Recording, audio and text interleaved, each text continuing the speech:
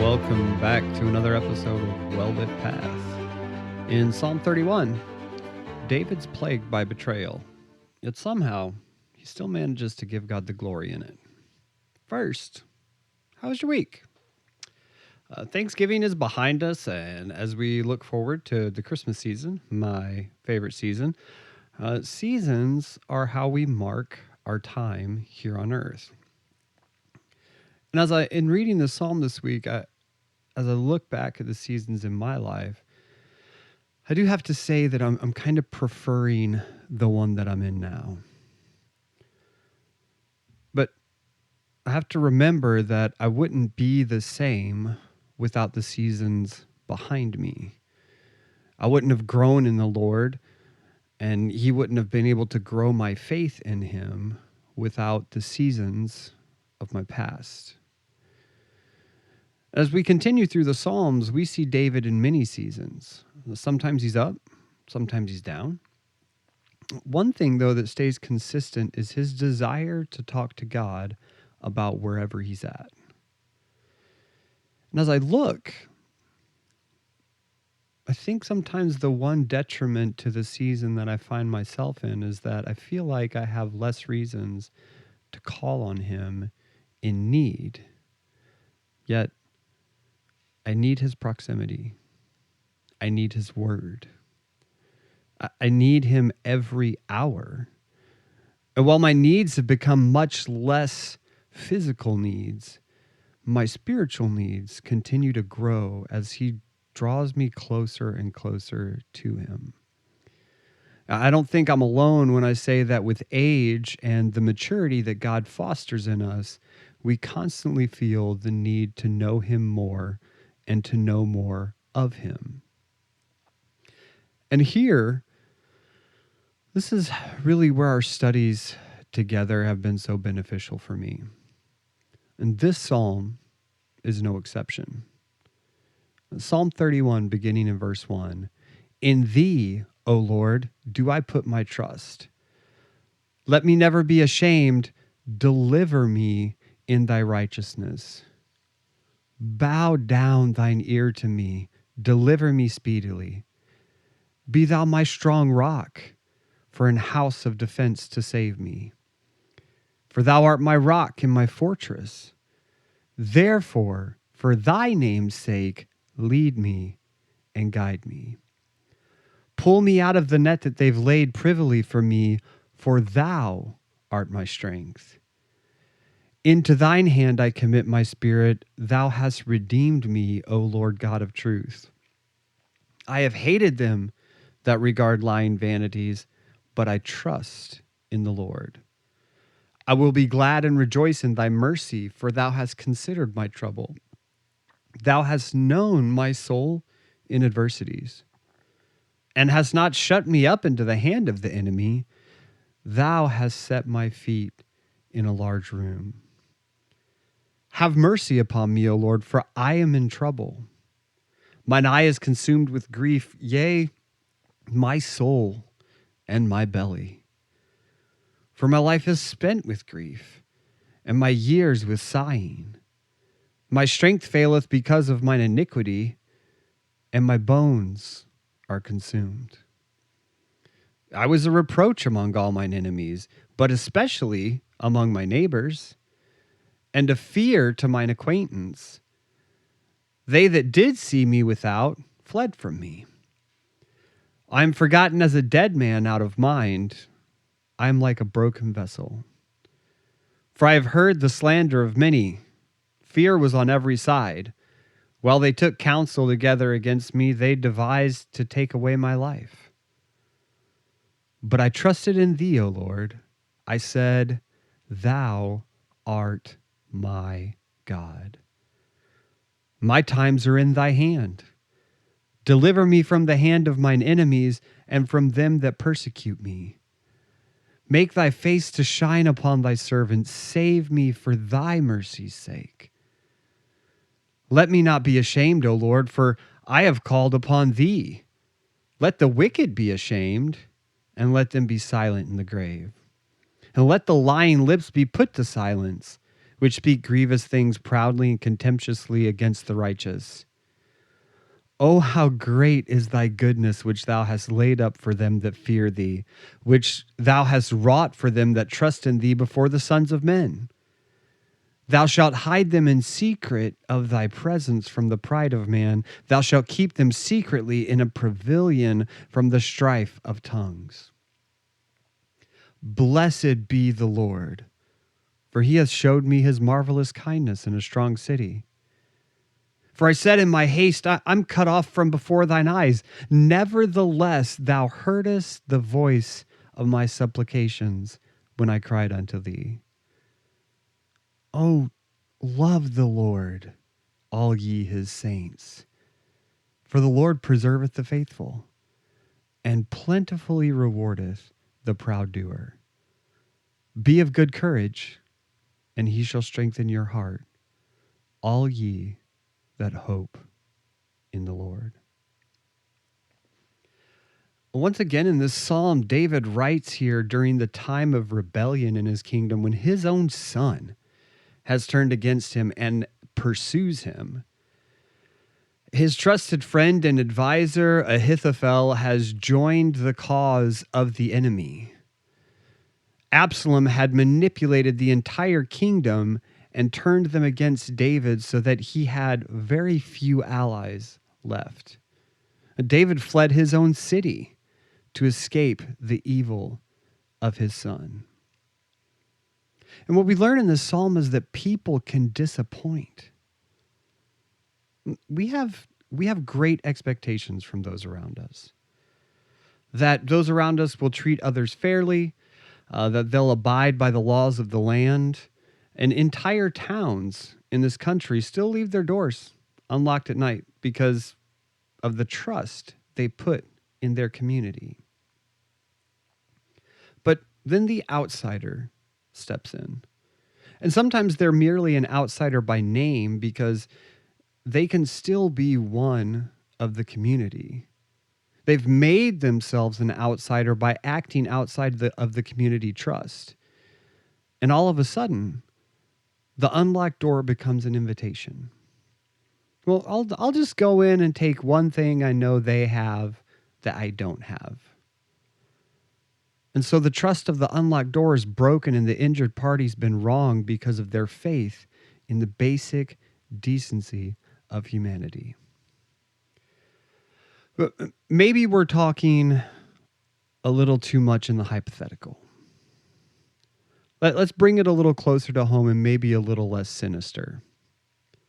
We have lines and signage on our public roadways indicating the flow of traffic, proper exit routes, and the classic lane ends, merge right. Yet accidents, traffic jams, and delays are caused because people try to jockey for the next car length ahead of someone else, merging at the last minute. A basic trust that they would follow the decency of traffic rules and signage has been broken. And this is the world we live in, even in those small little things. And it gets bigger. We take our kids to schools, to daycares, and even churches, trusting that societal norms will keep the abnormalities of deviance away from our kids. But evil still transpires across the nation. In verse 4 and 6, David tells of the evil that was done toward him, the evil that surrounds him as a result of his trust being shattered. He should have been able to trust family. He should have been able to continually trust his closest advisor and friend. And you should have been able to trust that friend. You should have been able to trust a fellow church member. You should have been able to trust your spouse. David acknowledges that when others fail, God does not. Where are we putting our trust? In whom are we relying for strength? Everywhere we turn for hope, for strength, can fail, but for one place that we can turn. And am I saying that everyone will fail us? Well, no. I'm saying that at some point when we're hurting, our spouse is going to say the wrong thing. Our friends aren't going to understand because they can't be our unshakable strength. But God will be our unshakable strength. He's the healer of all things. He has every detail of our lives in his hands. He knows what you're feeling. He knows what I'm feeling. He knows when we feel like the evil of this world will be the end of us. He knows when we feel low. He knows when we feel like the world is just all wrong. Because he knows it is all wrong. So lean on him. Like David, lean into him. Run to a fortress that will be your solid rock. He alone can finish your fears at the door. He can pull you out of the net of despair, the trap of depression. No one can understand us like God. Who else would we run to?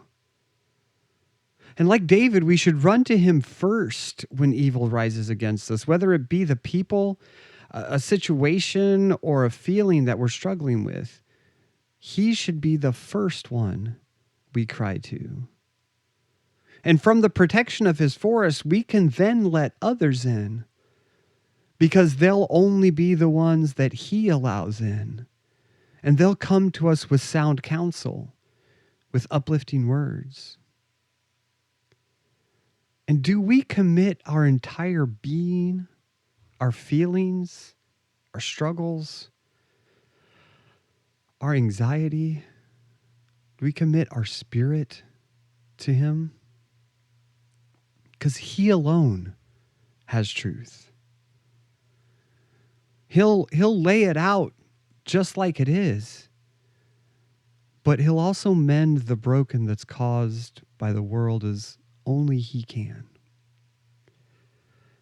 And there, in the light of his comfort, his consolation, we can rejoice in his mercy.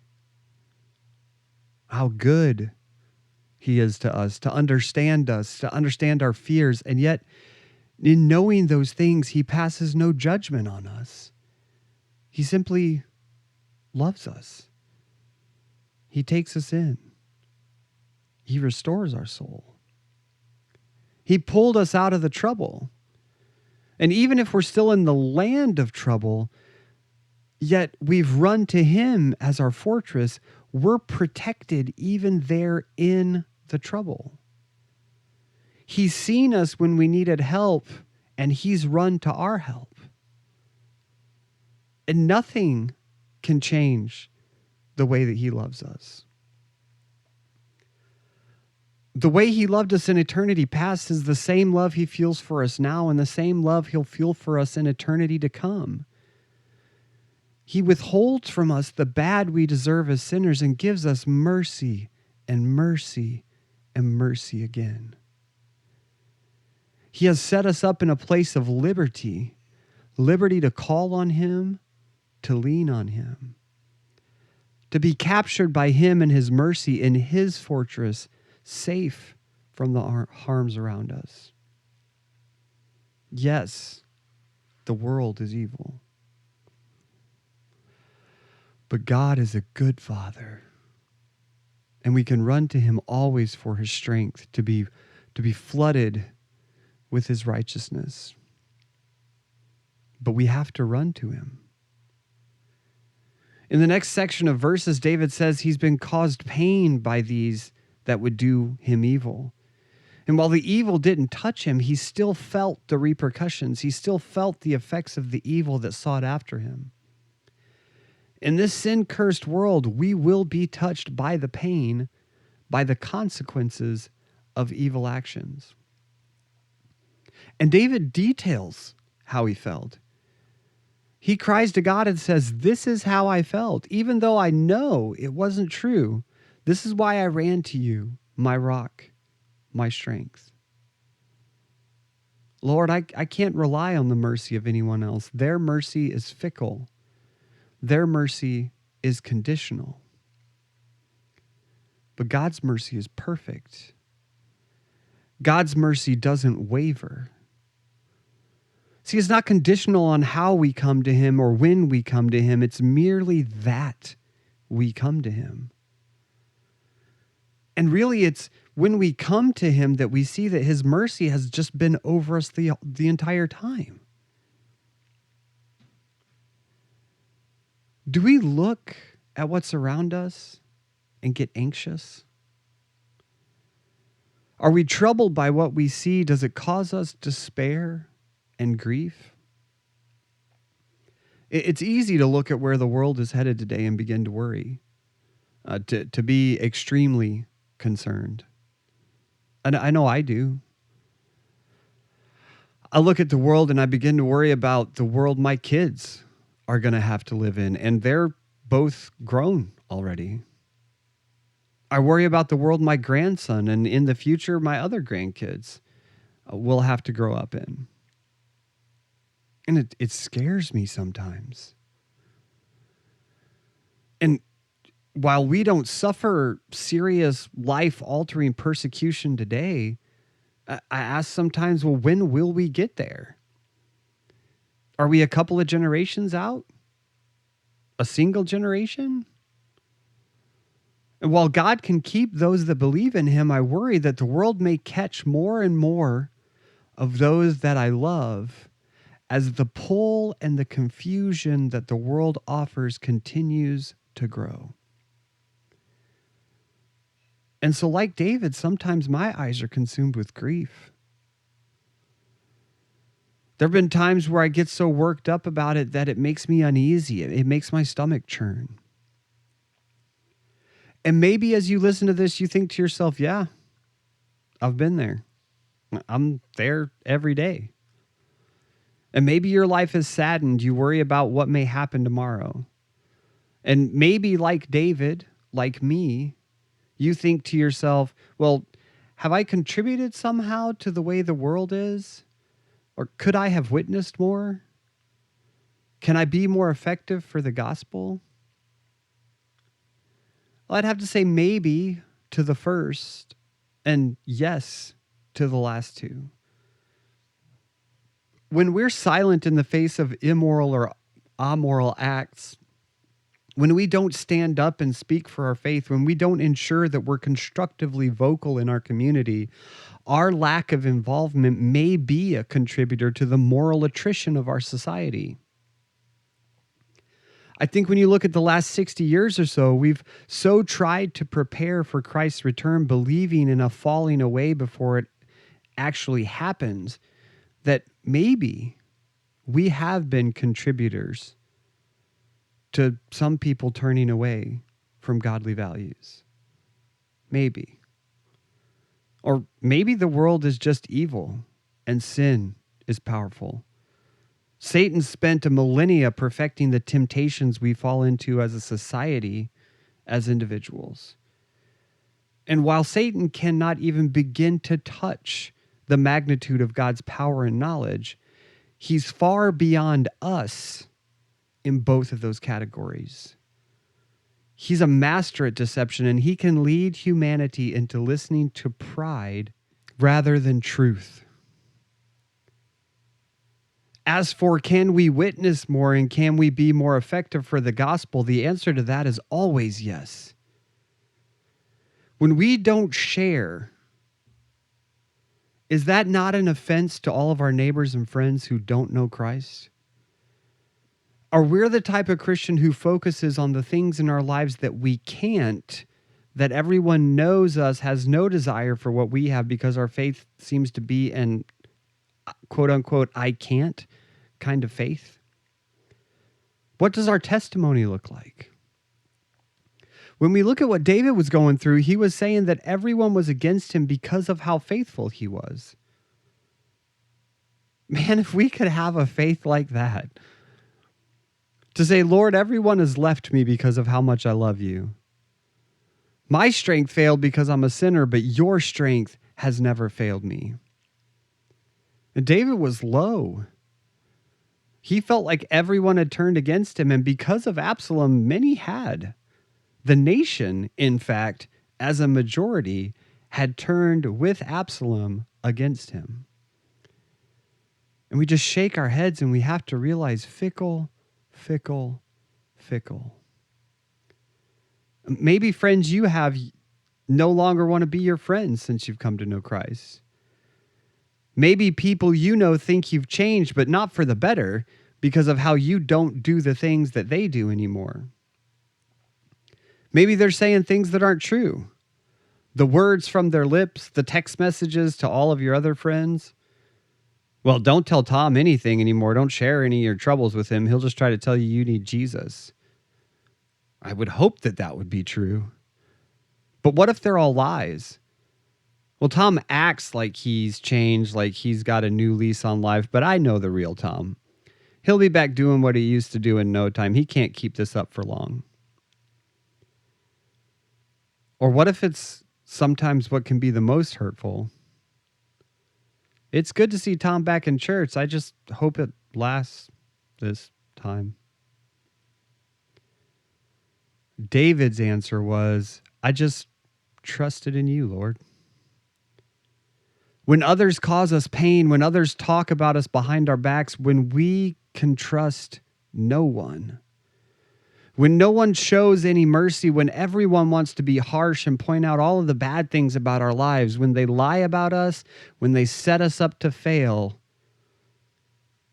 my times are in your hands, Lord. In this phrase, David's saying, every season of my life is in your hands, Lord. And we all go through seasons in our lives. But in every season, we're held in his hands. When we need deliverance from enemies, when we need deliverance from evil, he is our God. And we tend to hide our feelings from God, our emotions. We feel that it's wrong to get angry with him. We feel that we can't say that we don't understand.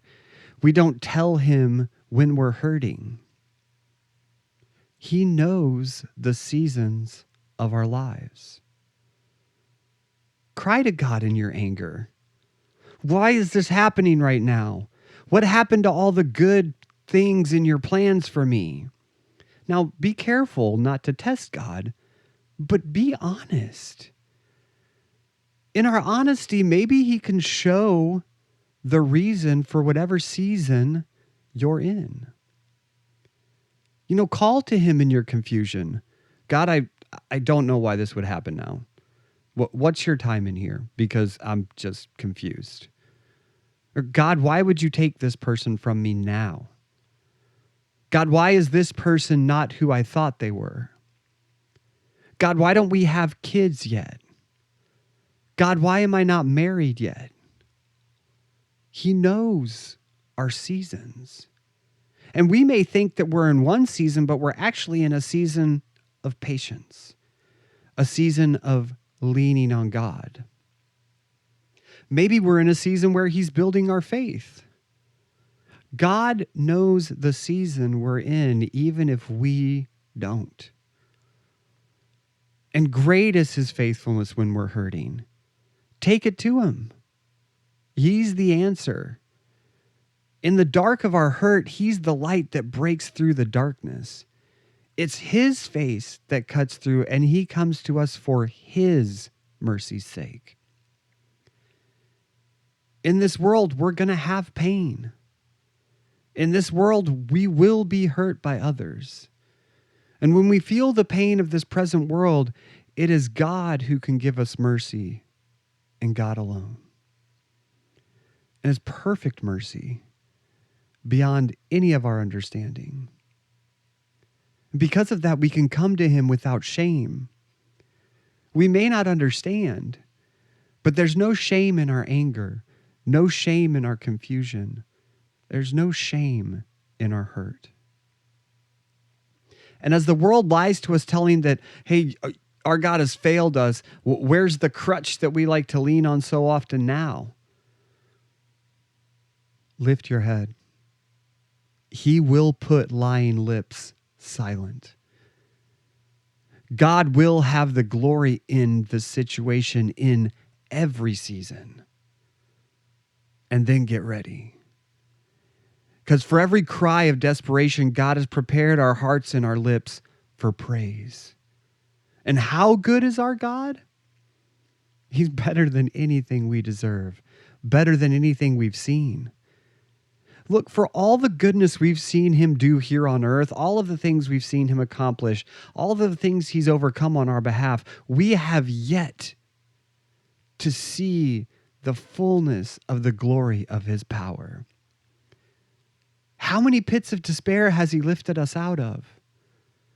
How many treasures are laid up for us? No, not physical treasures, not tangible treasures, but spiritual treasures he rewards us with just so we can throw him back down at his feet. How much good has he worked in your life? Because all that we have is given by him. You know, our families, as much as family can be troubling, and they can be, they were given by God. And it may be that you have a family that doesn't know him.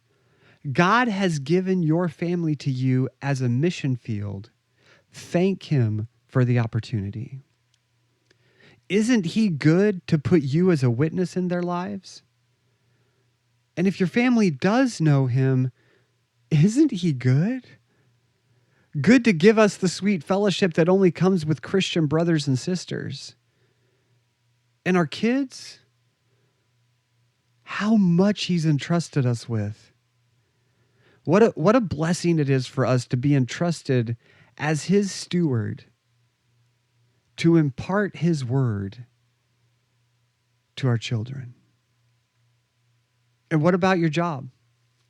You hate it, you love it, but isn't he good either way to provide for you? Isn't he good to put you right where you're at to be a witness for him? Isn't he good to put you in a position that you have a horrible job with a horrible boss doing unsatisfying work, but you can find satisfaction in him and be a witness to those around you? What if we told people every day that hate the job we're in as much as we do, that you're thankful that God has given this job to you? Isn't he good to give us that opportunity? Is he not worthy of that specific praise? And if you love your job, what a greater reason to give him the glory. Your house, your neighborhood, your car, whether you have a car that runs 100% all of the time or one that breaks down, does he not continue to provide for us? And can we not run to him every single time one of those things falls apart or fails us? He's our refuge in every season. And he's good in every season. And when it's all falling apart, we can fall into his arms, safe, protected in him. The unsaved, those that haven't believed in him, they don't have that. They don't have him. They aren't held by him. And we're ever in his presence and ever in his care. His kindness is ever present in our life, overwhelming in its totality. He loved us, and he loves us. His goodness is hidden in the secret of knowing him. And because it's only in knowing him that we can be made aware of all of his general and all of his specific blessings. Beneficiaries of every promise he has for us in his word. And David here towards the middle end interjects momentarily that he despaired for a fleeting moment because he hadn't called on God yet in a time of trouble. But he then states that as soon as he called out, instant movement on God's part. And we have to be rest assured that God is always moving. While we may not see an immediate, visible response to a prayer, God is moving. He's moving in a situation. He's moving in someone's heart. Maybe he's moving in your heart. He's moving in whatever season we're in. David says, so love the Lord, saints. Why wouldn't we love the one who's poured out his love for us? Really love him. Don't just say it. Let's act on our love for him. We show our love for him when we run to him. We show our love when we depend on him the way that he has requested we do.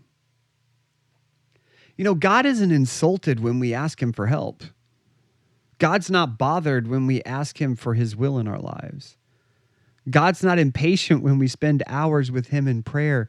He doesn't have anywhere else to be.